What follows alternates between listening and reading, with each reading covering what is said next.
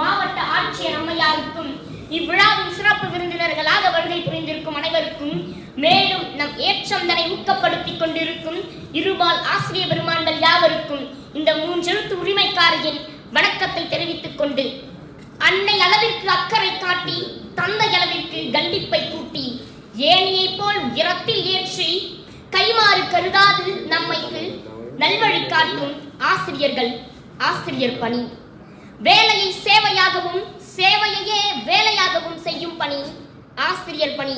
அதற்கே உனை அர்ப்பணி என்ற வார்த்தைக்கு வித்திட்ட சரித்திர நாயகி, பெண்ணியம் காத்த பேரழகி, இந்தியாவின் முதல் பெண் ஆசிரியர் பெருமதிப்பிற்குரிய சாவித்ரிபாய் புலே அம்மையார் அவர்களை பற்றி ஒரு சில வரிகள் இதோ உங்கள் முன்.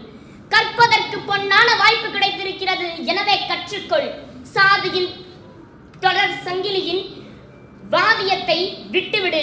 கல்வி கற்றால் சாதியும் வேதமும் தூக்கி எறியும் அறிவு வந்துவிடும் என்கின்ற வார்த்தைக்கு சொந்தக்காரர் நம் சாவித்ரிபாய் புலே அம்மையார் அவர்கள்.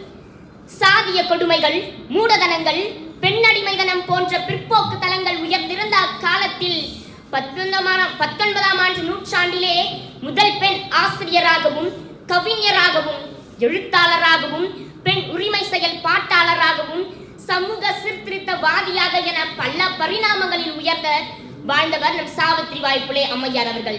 அதன் வழியில் நம் சட்ட மாமேத அண்ணல் அம்பேத்கர் அவர்களினால் சமூக சீர்திருத்த மகாத்மா என்று போற்றப்பட்டவரும் கூட நம் சாவித்ரிபாய் புலே அம்மையார் அவர்கள். கணவரினால் கைவிடப்பட்ட பெண்கள், வன்புணர்ச்சிக்கு உள்ளாக்கப்பட்ட பெண்கள், மேலும் பல பாதிப்புகளுக்கு உடையே உள்ள பெண்களை ஆதரித்து கல்வி கற்க வைத்தவர் நம் சாவித்ரிபாய் புலே அம்மையார் அவர்கள். வாசித்து பாருங்கள், 11வது புத்தகமாய் வாசிக்கப்படுவோம் என கூறிக்கொண்டு